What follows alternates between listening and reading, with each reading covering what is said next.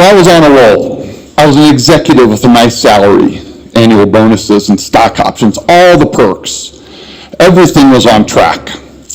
And on Monday, January 7th, 2008, at 3 o'clock in the afternoon in a small conference room on the top floor of our building, the president of the company wanted to have a quick meeting with me, which wasn't unusual since he was my boss. But the meeting turned out to be even more brief than expected. He fired me. And I'll never forget how his words just sucked the breath right out of me. And I left the conference room in a dazed state, and I went home and curled up in my bed in the fetal position for 3 hours. And I could go on in vivid detail about how I felt, what I did to my self-esteem, my finances, and so on. What I now realize is while that event created the greatest amount of discomfort I had ever felt, it was that discomfort, the departure from my ordered life, that forever changed it for the better. You see, friends, what makes you comfortable can ruin you. Or what makes you uncomfortable is the only way to grow. Let me say that again. What makes you comfortable can ruin you, and only in a state of discomfort can you continually grow.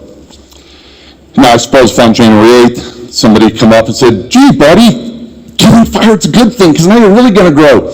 I probably would have smacked them, but pretty quickly I became motivated to start a new journey, and after a couple of years of work with my new team and a PhD friend at the University of Nebraska, we had this epiphany on how to illustrate and apply the science of discomfort and growth.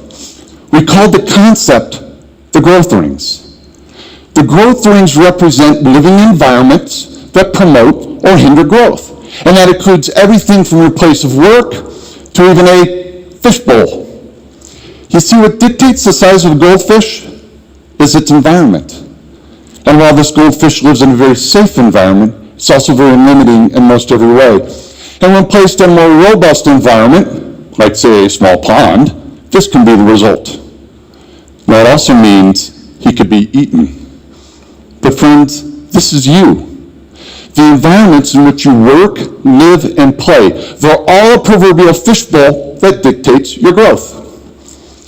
So the first growth ring represents a low-performing, low-growth environment called stagnation.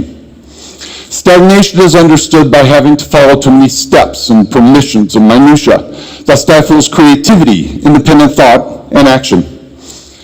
To imagine an environment such as this, think no further than our state and federal governments.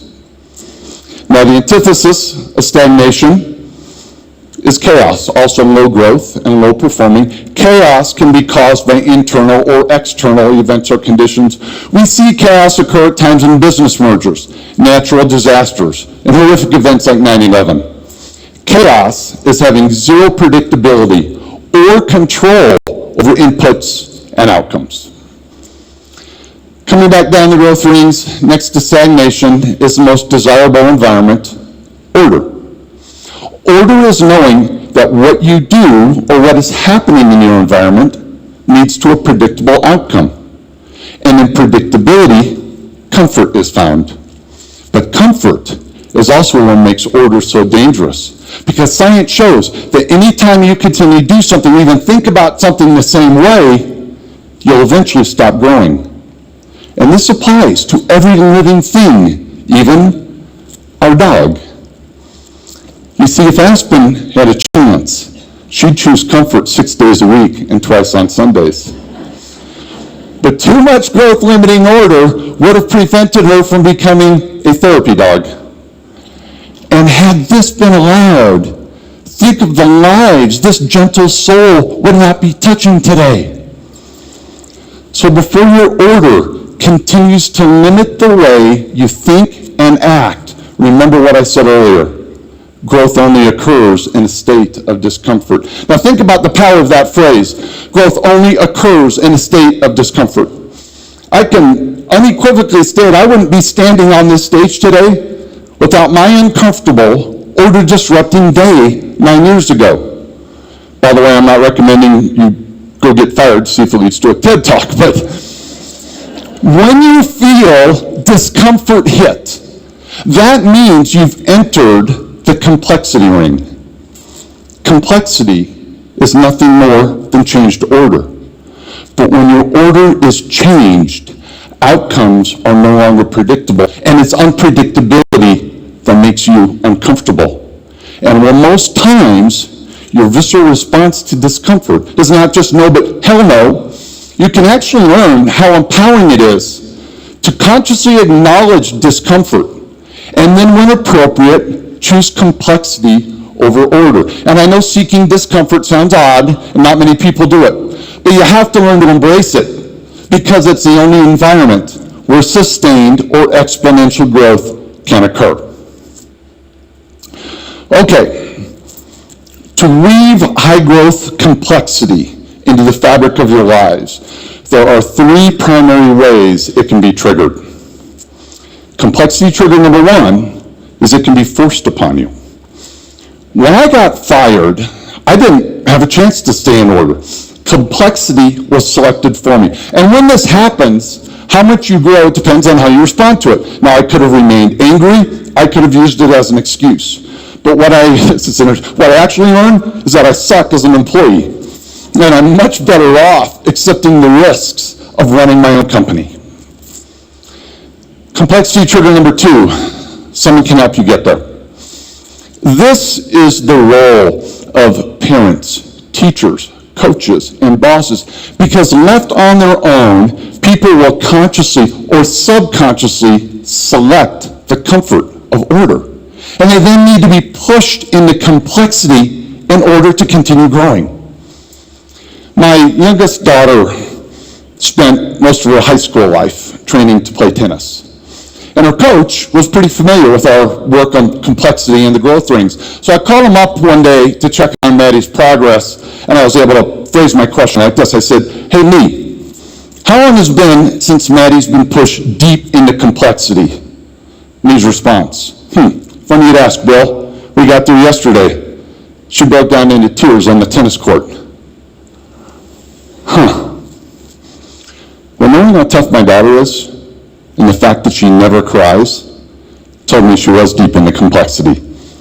But friends, this is where critical developmental decisions are made, because the old Bill, the pre-growth ring Bill, would have intervened and wanted to know what was making her so uncomfortable. Then I would have done everything I could to try and get her happy again. What I really would have been doing is removing the complexity and putting her in order. I actually would have been stifling her development. But the new post-growth ring Bill relished in his daughter's discomfort. And it was the coach's next words that told me everything I needed to hear. He said, "But Bill, I got to tell you, it took a heck of a lot more to get her to the limits of complexity this month than it did last month. Discomfort was causing her growth." Okay, but what if you're not lucky enough to live or work in a robust, high-growth environment? What if you're stuck in, or even worse, stagnation? Well, the great news is everyone can trigger complexity at any time. So complexity trigger number three, trigger it yourself. Take a journey with me back to Montgomery, Alabama in the 1950s. Imagine, if you will, a young girl who's black, and she attends an all-black high school. And she takes a city bus to get there and home, which wasn't unusual in that era. And on March 2nd, 1955, she boards the bus to come home from school, and she sits near the back in the first row of seats where blacks were allowed to sit. And as the bus continues to fill with white people, there's eventually no more room in the front of the bus. And according to local law, she needed to move further back to create room for white people to sit. You see, Montgomery had an order in place that, when followed, led to a very predictable outcome: repression of people with little conflict. But 15-year-old Claudette Colvin had just spent the last month in high school studying black history, and she was understandably fed up with the historic and existing atrocities. And so on this day, she decided she didn't like Montgomery's order. And by refusing to give up her seat, She sent a community, our laws, and our entire country into complexity. Yes, 9 months before Rosa Parks made her famous decision to stay put, it was a 15-year-old girl that was handcuffed, dragged from the bus, and taken to prison. It was Miss Colvin, not Rosa Parks, who first fought the law, and by the way, was also the star plaintiff to testify in the famous lawsuit that went all the way to the U.S. Supreme Court. So, I use Claudette's actions not to heighten awareness of race issues, although that's not necessarily bad, but I use it as an example of every issue, of every situation in an ordered environment. It's a real and perfect example of complexity forcing people, our communities, and our courts into discomfort, and the downstream impact that can occur anytime someone elects to move from order. Dr. Serene Jones, in a recent book, summarizes this concept very eloquently. She said, "The constant facade of order hides the wilderness that is craving to seep out and teach us that life wasn't created to be what we think it is. Beyond words, we must experience the wilderness to be taught what cannot be otherwise known." So friends, it's not the discomfort of losing a job. It's not having a child break down on the tennis courts, but it's order you should fear the most, because it is a threat. And order disrupting people like Jesus, Galileo, Claudette Colvin, Aspen's Trainer, and maybe even a few of you have already proven. Now think about this. It's not the complexity triggering individuals or events you should fear the most, but it's your own willingness to accept or seek discomfort that will dictate the growth of not just you, but our entire world. Thank you very much for allowing me to be a part of this.